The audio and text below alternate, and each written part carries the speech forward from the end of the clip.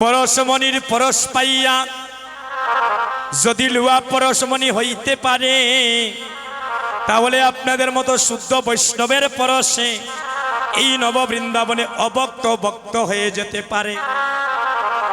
কারণ সাধু সঙ্গ সর্বশাস্ত্রে কয়, আর লবমাত্র সাধু সঙ্গে সর্বসিদ্ধি হয়। মহাজন বললেন, নাচে রে গৌরাঙ্গ আমার, নাচে রে গৌরাঙ্গ আমার, সংকীর্তন মাঝে আরেকটা দুসুতি ফুলের মালা আমার গৌরী গোলে দুলে। আসতে কীর্তন হলো এক জিনিস, আর সংকীর্তন হইল আরেক জিনিস। সর্বপ্রথম কীর্তন কোথায় হয়েছিল? যে বাংলাদেশের কেতুড়ি নামক স্থানে দোল পূর্ণিমা রাত্রিতে আমার নরোত্তম দাস ঠাকুর প্রথম কীর্তন করেছিল। মন দিয়ে শুনেন। আর সংকীর্তন কোথায় হয়েছিল মা? বলে সংকীর্তন হয়েছিল শ্রীবাসঙ্গনে। কীর্তন হলো দুই প্রকার, একটা হলো নাম কীর্তন, একটা হলো লীলা কীর্তন। বলছেন তার মধ্যে একটা অন্তরঙ্গ আর আরেকটা হলো বহিরঙ্গ। অন্তরঙ্গ ভক্ত নিয়ে প্রভু করে নাম সংকীর্তন, আর বহিরঙ্গ ভক্ত নিয়ে প্রভু করে প্রেম রস আস্বাদন। যেমন দুগ্ধেতে লবণী আছে মন্থন কর গিয়া, আর মুখ্য অর্থ ডাকায় আছে গৌণ অর্থ দিয়া। ও মায়েরা, এই দেখেন আপনারা এখানে পঞ্চদত্তের ফটো আছে, এই যে এখানে রেখেছে।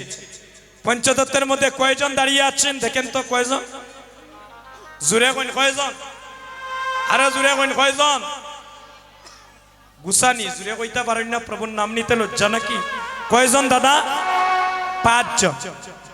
পঞ্চদত্তের মধ্যে কয়জন? 5 জন। শোনেন মন দিয়ে, এভাবে বুঝিয়ে সব কীর্তনিয়া বলবে না।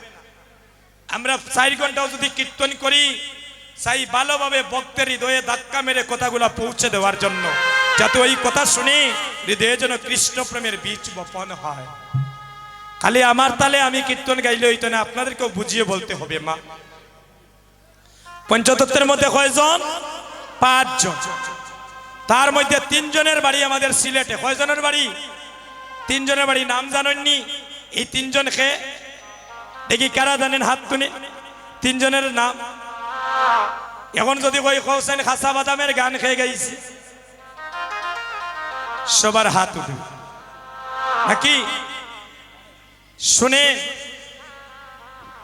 আজকে একটা মন্ত্র দিয়া যাইমু, ওই কথা শোনার পরে আগামীকাল থেকে জীবনে আর কোনো মায়ের ঘরে স্বামী স্ত্রী ঝগড়া হইতো না, বাইয়ে বাইয়ে দ্বন্দ্ব হইতো না, পিতা পুত্রের সংসারে অশান্তি হইতো না। বিশ্বাস হয় না? আমার মোবাইল নাম্বার নিবা, আপনাদের মৌলভীবাজার আমার প্রচুর কীর্তন আছে আশপাশে। বলে কিতাবা বড় বড় কথা কইলা, কথার কাজে কোনো মিল পাই না। এই কথাটা যদি রক্ষা করেন, আগামী কাল থেকে অল্প দিনের ভিতরে সবার করে বৃন্দাবন হয়ে যাবে।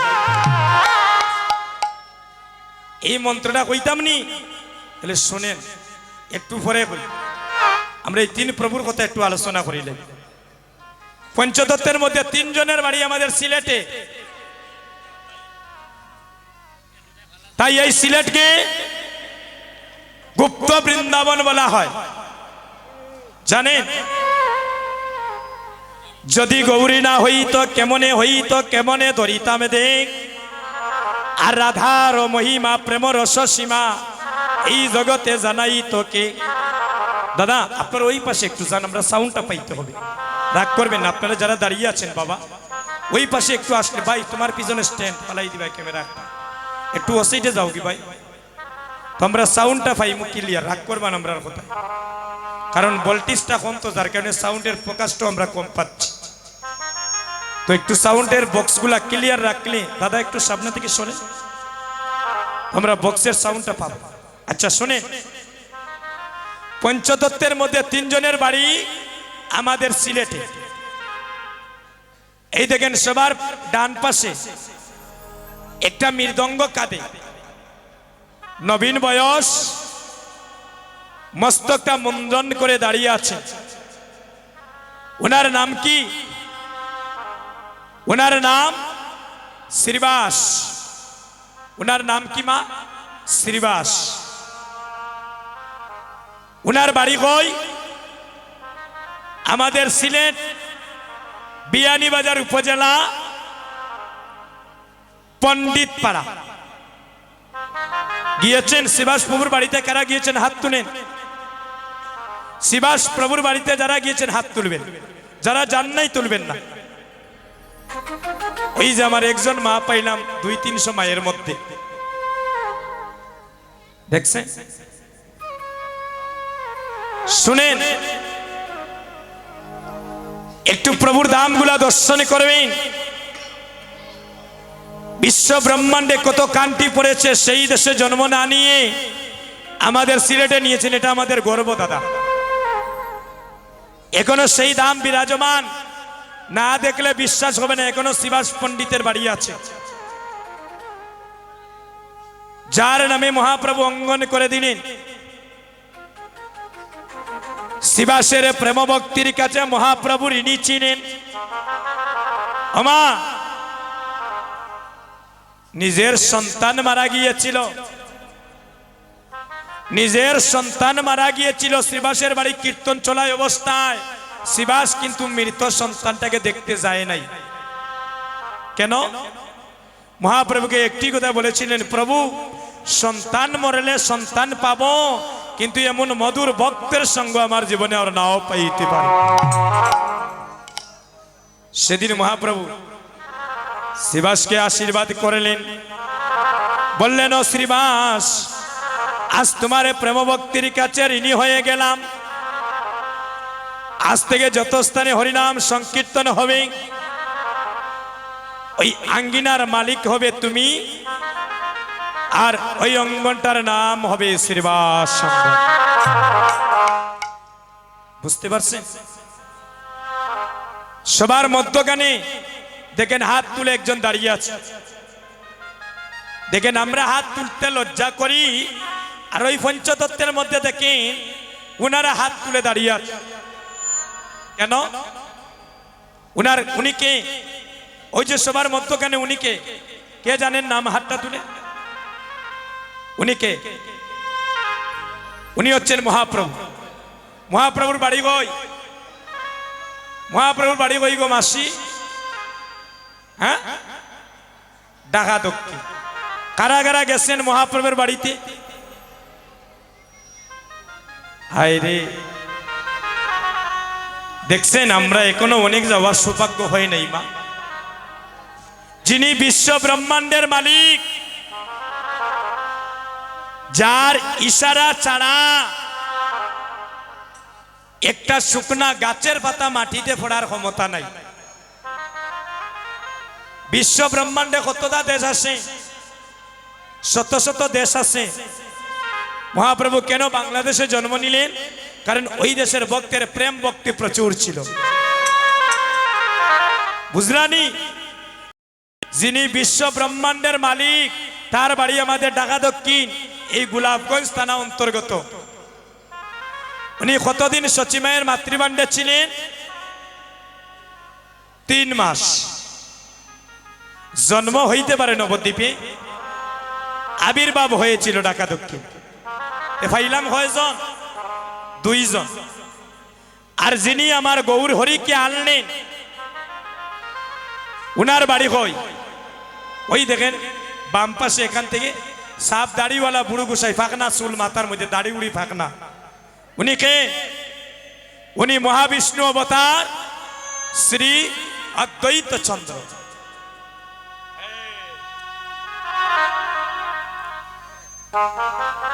যার বাড়ি হচ্ছে সুনামগঞ্জ জেলা তাহিরপুর থানা। নবগ্রামে জন্মগ্রহণ করলেন। যার মায়ের নাম ছিল নাবা দেবী, পিতার নাম ছিল কূপের আচার্য, যিনি শান্তিপুরের বাবলা তলায় বসিয়া 14 বৎসর অনাহারে গঙ্গা জল আর তুলসী পত্র দ্বারা আমার গৌরহরিকে ডেকেছিলেন আর বললেন, হে গৌরহরি, তুমি একবার এসে দেখে যাও এই কলির জীব কৃষ্ণ চৈতন্য নাম ভুলে গিয়ে এই কলির জীব চৈতন্যের পথে দাবিত হয়ে আছে। যিনি 14 বৎসর, কতদিন মা, কতদিন, একটু কথা কইবা, কতদিন? 14 বৎসর কোনো খাওয়া দাওয়া নাই, আর আমরা 14 মিনিট কীর্তনে বইতাম পারি না, হাতে ভাবে সাবানি কামড়ানি শুরু হয়ে যায়। ও কীর্তনিয়া ভালো নয়, ও কীর্তনিয়া ভালো, অমুক পাঠক ভালো নয়, তমুক পাঠক ভালো, ও বক্তা ভালো নয়, তমুক বক্তা ভালো, অগরর মাসি ভালো নয়, অগরর মেসো ভালো। আমরা বিচারে করি, কিন্তু একটা দিন আমি নিচের বিচার করলাম না। আমি আপনাকে বলছি ভালো নয়, আর দেখেন 3টা আঙ্গুল আমার দিকেই দেখেন, একটা আপনার দিকে আর 3টা আমার দিকে। বলছি আরেকজনের বিচার করার আগে আগে নিজের বিচার করো। আমি চুরি জগৎ চুর, আমি ভালো জগৎ ভালো, আমি ডাকাত জগৎ ডাকাত। যেজন নিজেকে জগতে সাবধান করতে পেরেছে সেই হলো জগতের বুকে সাধু। তাই তো বললেন, মানুষ কুলে জন্ম নিলে মানুষ বলি কয়ে না তারে, মানুষ কয়জন হইতে পারে, আর মানুষ পশু যায় এগোচ্ছে না তার স্বভাবে কর্ম অনুসারে।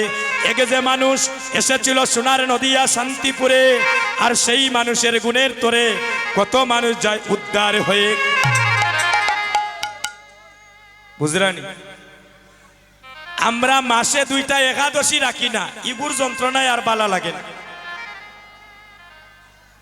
কার যন্ত্রণায় কইরাম বুঝরানি, ওই যে হাত দিয়ে দেখাইরাম, ইটার যন্ত্রণায় আর বালা লাগে না। হাসেন কেন? বাস্তববাদী কথা যেটা মা, যে বেটা আমরা দুর্নাইত পাঠাইলা, যিনি আমার গৌর হরিকে আনলেন 14 বৎসর খাইলা না, চিন্তা করেনি দাদা, 14 বৎসর খানি নাই, উপবাস ছিলেন। আপনার আমার কথা চিন্তা করিয়া ওই বুড়া বেটা যার বাড়ি সুনামগঞ্জে 9 বৎসর কীর্তন করেছি প্রভুর বাড়িতে, আর আমরা কীর্তনে এসে মুহূর্তে বসতে পারি না, মন চঞ্চলতা শুরু হয়ে যায়। কিন্তু আপনার আমার কথা চিন্তা করুন, 14 বৎসর খাইছেন না, গঙ্গা জল আর তুলসী পত্র দ্বারা গৌর হরিকে ডেকেছেন এই কলির জীবের দুর্দশা দর্শন করে। আমরা মাসে 2টা একাদশী রাখি না, খালি ভগবান ওই দাও, ছেলে দাও, মেয়ে দাও, গোল্ডেন এ প্লাস দাও, আমেরিকান জামাই দাও, লন্ডনী কন্যা দাও, চাওয়া পাওয়ার শেষ নাই। বুকে হাত দিয়ে বলেন, একদিন ঠাকুর ঘরে সরল মনে গিয়ে বলেছি, গোবিন্দ আমি দিনহীন কাঙ্গাল, আমার গরিবের ঘরে জন্ম, আমি যেই রাজভোগ দেওয়ার আমার ক্ষমতা নাই, আমি একটা গ্লাস জল আর তুলসী পত্র দিলাম, এই কাঙ্গালের সেবাগুলা তুমি নিবেদন করো, আর সর্বজীবীকে তুমি ভালো রেখো গোবিন্দ। কইছিনি খালি আমারটা আমি চাই।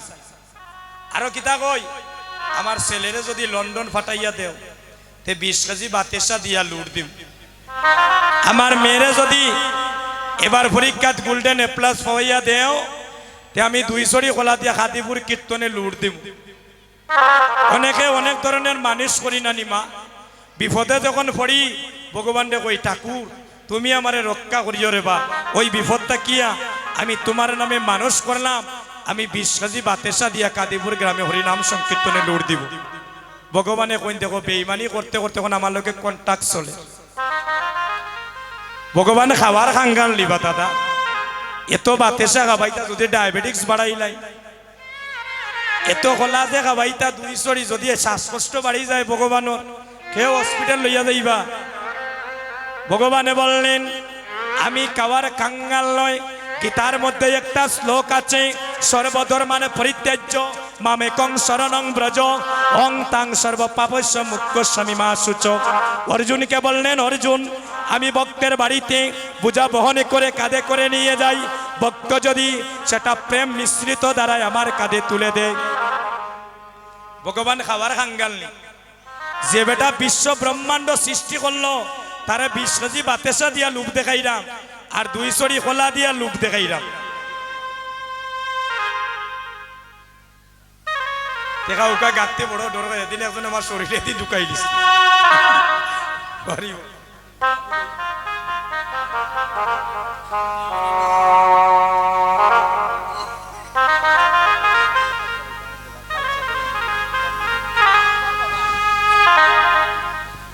রাধে রাধে।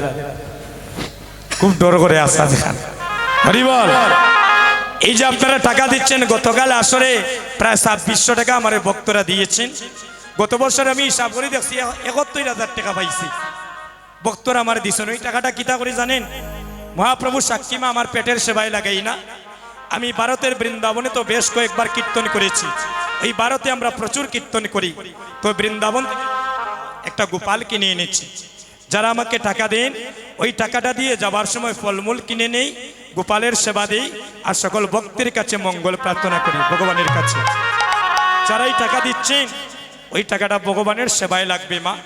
আর ভগবানের সেবায় যদি লাগে আর ভগবান যদি করুণা করে, তাহলে একদিন আপনার মানব জন্মটা ধন্য হয়ে যাবে। তাই মা, টাকা পয়সা দিয়ে ভগবানকে পাওয়া যায় না, প্রেম ভক্তি দ্বারা ভগবানকে লাভ করা যায়। তাই অদ্বৈত প্রভু আমার মহাপ্রভুকে আনলেন গঙ্গা জলার তুলসী পত্র দ্বারা। আর সেই মহাপ্রভু আমার নদীয়ার ভক্তদেরকে সঙ্গে নিয়ে কৃপাসঙ্গনে দুটি বাহু তুলে হরিবল হরিবল হরিবল ধ্বনি করছে। লুরধ্বনি।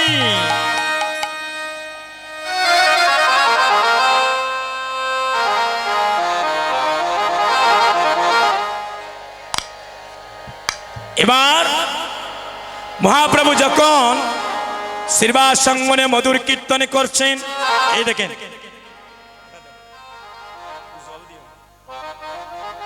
একটু দেখাই।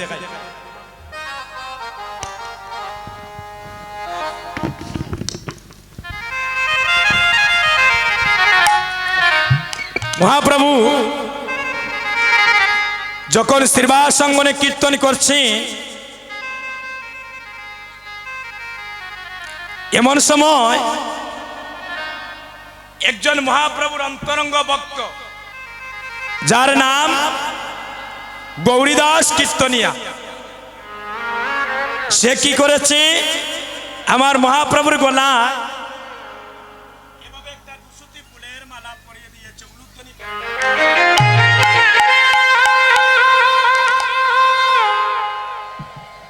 যখনই এভাবে একটা দুসুতি ফুলের মালা গৌরী গলে পরিয়ে দিলেন, ওই মালাটা দর্শন করে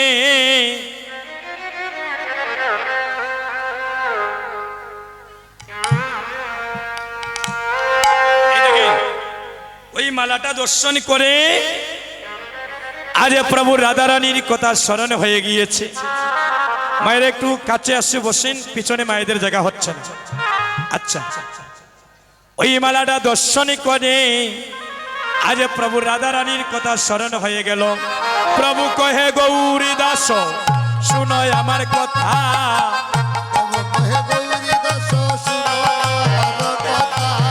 প্রভু কহে গৌরী দাস শুনয় আমার কথা,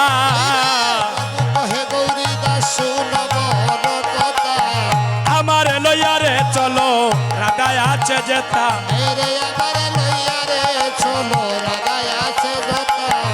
আমার লইয়ারে চলো রাধায় আছে যেতা,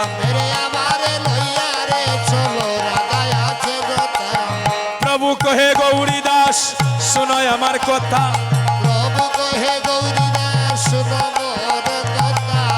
আমার লইয়ারে চলো রাধায় আছে যেতা, গৌরী দাস বলে প্রভু কেন উচ্চাটন, সর্বঙ্গে আছে রাধা কর দর্শন, তোমার অঙ্গে রাধায় আছে বাধা, অঙ্গে রাধায় আছে বাধা, আছে বাধা, আছে বাধা, আছে বাধা, আছে বাধা, আছে বাধা, আছে বাধা, অঙ্গে রাধায় আছে, অঙ্গে রাধায় আছে বাধা, প্রেমানন্দে হরি বলো, অঙ্গে রাধায় আছে বাধা, অঙ্গে রাধায় আছে বাধা, আরে অঙ্গে রাধায় আছে বাধা। আচ্ছা আচ্ছা ভক্তগণ, আজ ওই মালাটা দর্শনে করে